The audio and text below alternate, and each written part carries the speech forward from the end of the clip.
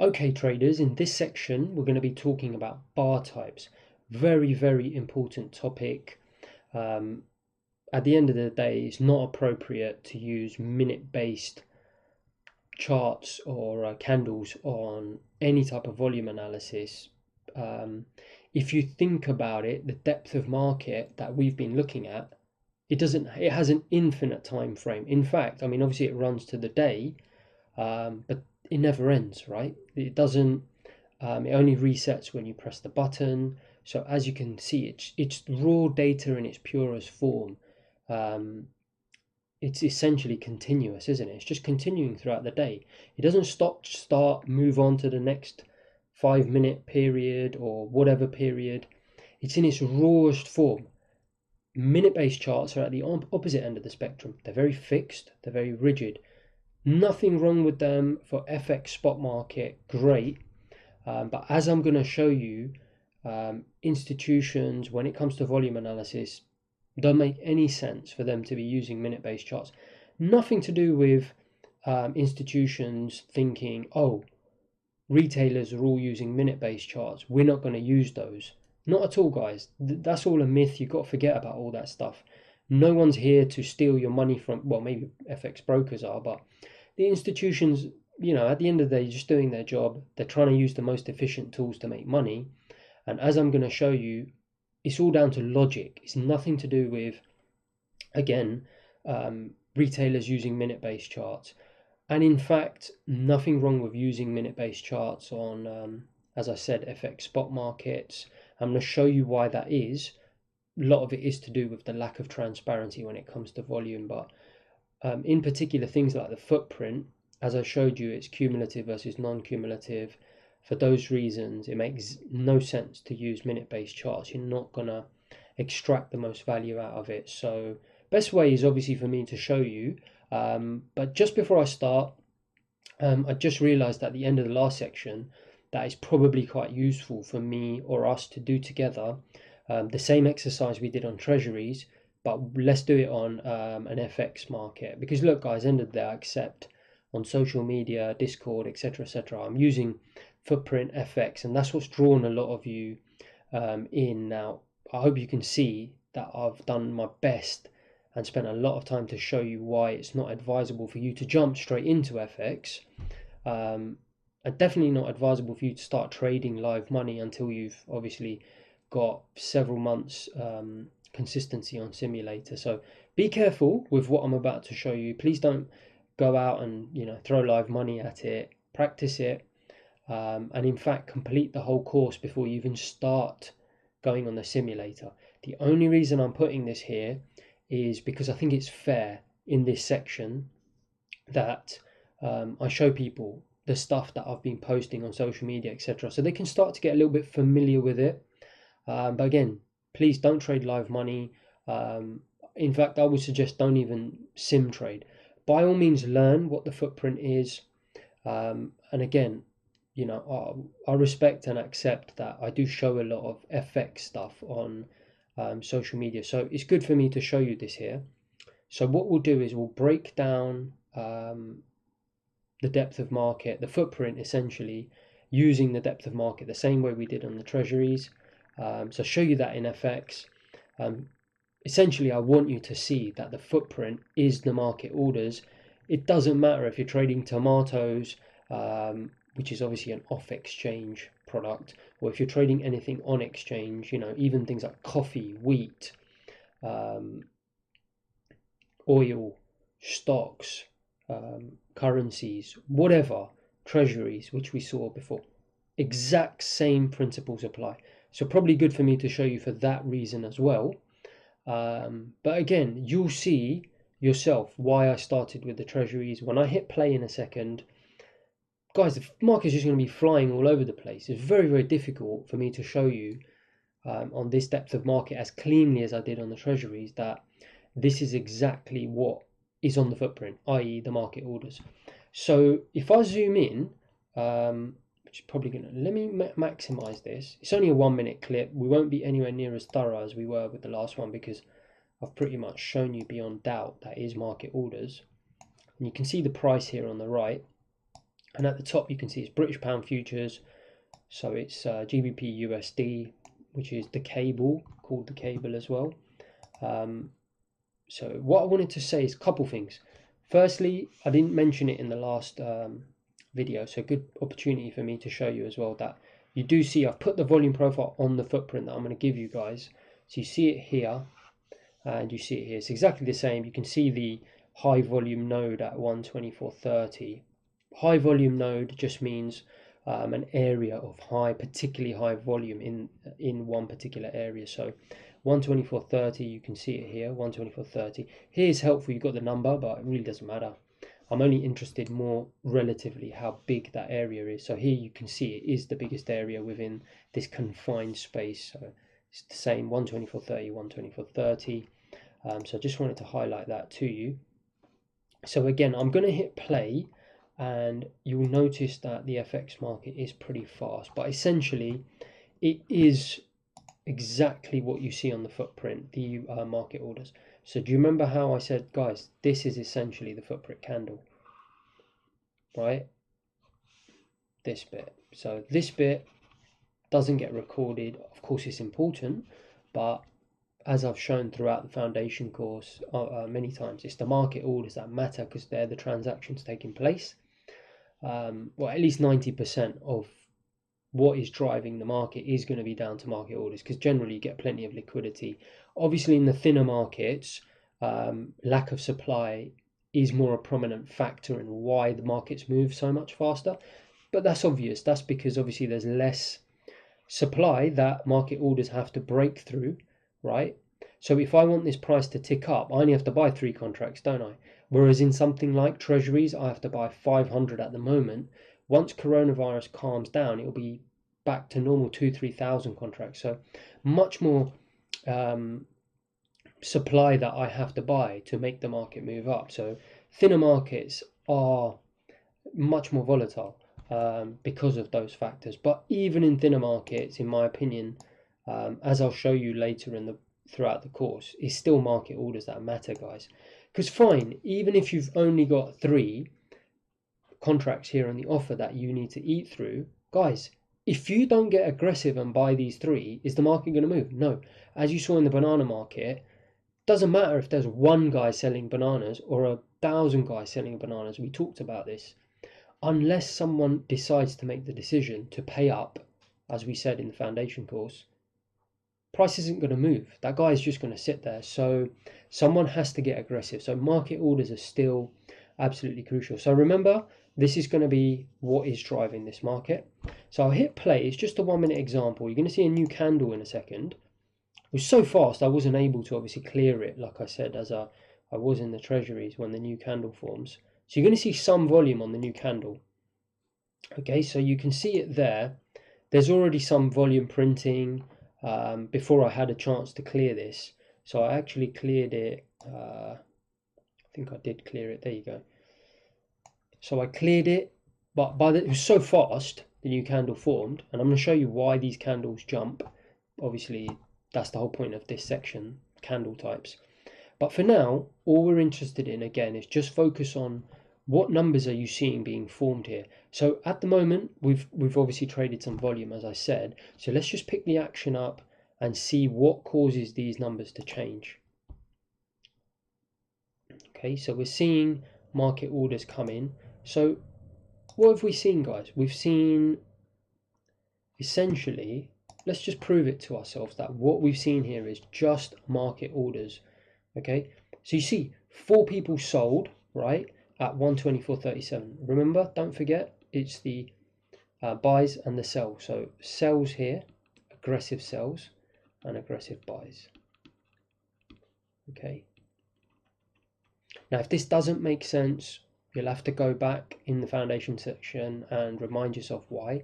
These are market orders. So when someone hits the bid, what are they doing? Do you remember you hit this area and you end up selling aggressively? So selling 4. So there you go. Can you see it? It's there. And this participant bought 1 contract at the same price, 124.37. There's 124.37, guys. Okay. So you can see, so we've proved it to ourselves, that's what printed there. Now, again, it happened so fast. I did notice it.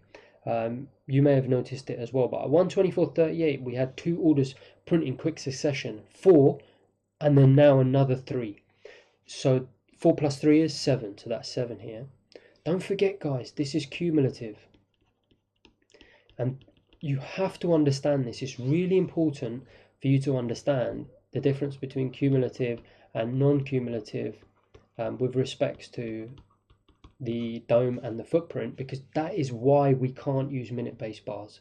So I'm going to come back to it, don't worry, we'll repeat that again, but it's one of the major reasons why you need to use different types of bars to really allow the candle to accumulate volume, because as you saw with the treasury example, it gives you an amazing amount of information.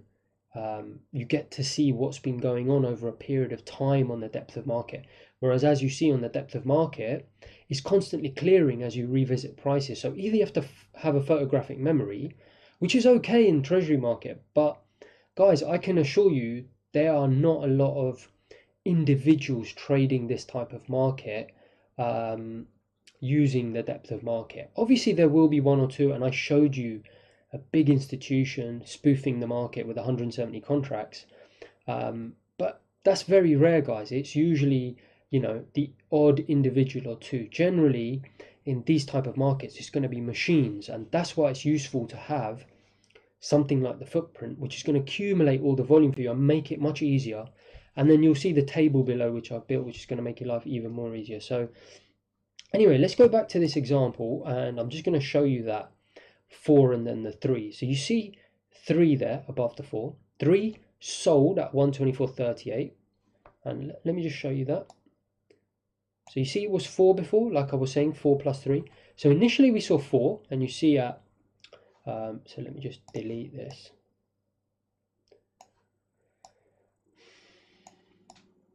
Because obviously I've rewound it now and I'm going back up one price. So it's actually there, 124.38. Can you see that? We printed 4, and I'm talking about that 4, okay? Just to be clear, 124.38. Now you're going to see 3 print, okay? So this will clear, but this 4 will become what? 7, because it will add 3. It's additive, it's cumulative. There you go. Do you see that? 3, and that changed to 7. Okay, so hopefully you're getting this now, the difference, and how all the footprint is doing, guys. Don't make it complicated. It isn't. It's just adding up, i.e. being cumulative, what's on the depth of market, market orders column. So let's continue to press play, see a couple more examples of that. Don't forget, this is pound dollar, so it's exactly the same as what's on the treasuries. All the markets in the world, doesn't matter which one it is, going to be the same. So these are all adding, 2, 3, adding to what was there before. So that was 7, that was 6, it went up to 9, added 4, 14, 7, 2.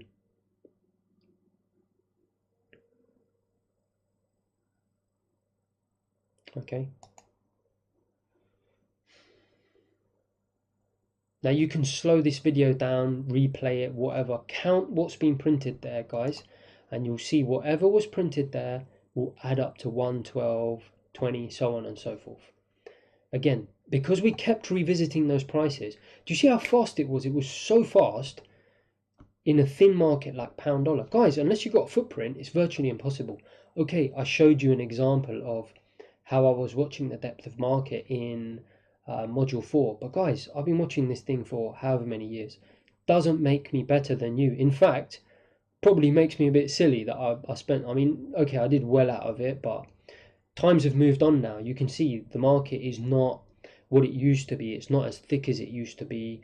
These markets are, on the depth of market at least, heavily dominated by algorithms and so on and so forth. So that's why the footprint becomes actually very handy, because as human beings we can actually take advantage and look for things, and I'm going to show you later when we just get rid of the depth of market and purely focus on footprint. There's things we as human beings can do better than machines, but to remove the depth of market, I hope you appreciate, I need you to understand what is going on in the footprint.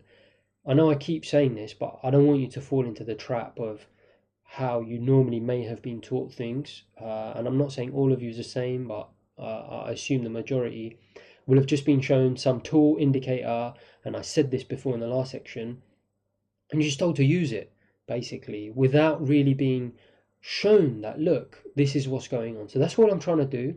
We will go on to footprint. I just want to show you, look guys, don't take my word for it that this is what a footprint is. Look at the raw data and see what is causing the footprint to change, in the same way that I showed you guys what's causing market profile to build. It's market orders. So let's do one more little play. So a new candle formed there. I wiped out the data and we just saw some more market orders come in.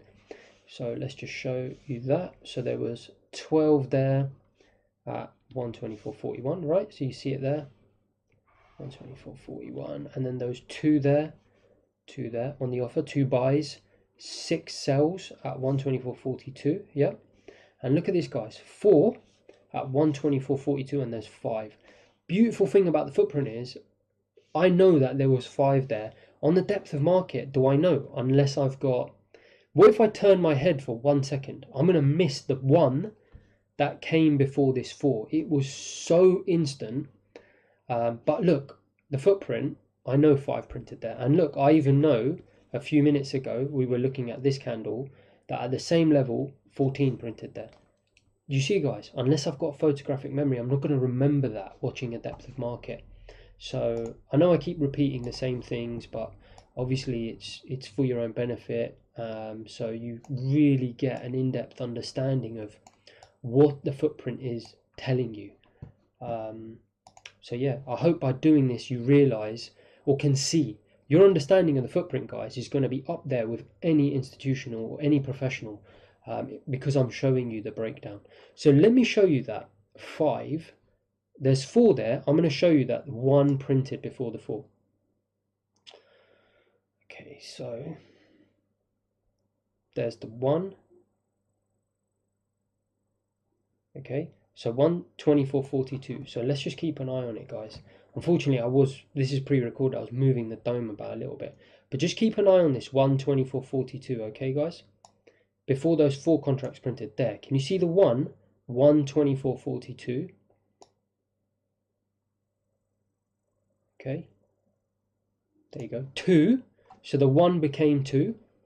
Now, because I'm moving the thing so slowly, that's why it took. Do you remember what I said before, that there's an absolute millisecond lag between hitting the depth of market? Because don't forget what's happening. The exchange is sending the information that an institution or an individual, or don't forget in the first section I said that there's no disparity or advantage to being an institution in the futures market. So we don't know who that was. Obviously we can guess. When you saw the spoofing 170 contracts, come on guys, that's going to be an institution, we know it.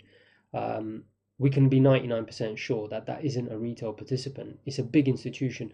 Throwing 175 contracts like that at cable is going to be an institution. But with this, obviously 1, 2 contracts, even 5, 10, we don't know. It may be an institution, but the point is this: the institution trades. Obviously the transaction gets recorded at the exchange. The exchange sends the data down to the platform or via the data feed provider, who feeds it in. The depth of market hits instantly, and there's an ever so slight millisecond lag before it hits the footprint. But it doesn't matter. I mean, it's not going to make any difference to us. Might do if you've got an algo running or whatever. You'd obviously not run it off your footprint, but that's another story. We're obviously trading discretionarily as individuals, so for us that time difference makes no difference. I just wanted to say that because obviously, as you saw, it took a millisecond for it to hit this area, but ultimately it did hit it. So you can see there it's got 2. Now we're going to see another 2 or 3, I beg your pardon. So 3 is 5. So basically what's happened there is it's gone what? 1, 2, then the 2 got blank, and 3. So that was the essentially the incremental add that made it add up to 5. So you can see, guys, try watching that in real time. Even someone like me who's been watching this for years, You saw, I thought it was 1 and 4. I didn't know until I rewound it back that actually now I'm realizing it was someone lifted 1, they bought 2, then the price did what? It went offered, and then it came back to 4. That's why the price disappeared. Oh, sorry, the number of contracts disappeared, and then we saw another 3. So it was 1, 2, plus 3 is 5. So that's what happened there. And we'll just continue to go forward. So I can just show you a couple more examples. Okay, so can you see that? Let's have a look at that example. Look here, guys. So you got 12 sold there, 12 sold there. Now watch, you're going to see another 3 hit the bid at 41, i.e. sell into 41. And 3 plus 12 is what? 15. So again, a great example for me to show you how the depth of market is non-cumulative, i.e. it keeps resetting. Doesn't mean that different amounts of contracts have traded on the depth of market versus footprint. No, it's exactly the same. It's just that the footprint is recording it. Think of the footprint as a recorder. It's just recording everything, whereas a depth of market doesn't record it. It just gets rid of it. 3 trade, fine, over with, move on. Whereas the footprint says, no, actually, that information might come in handy to me throughout the day when I revisit it.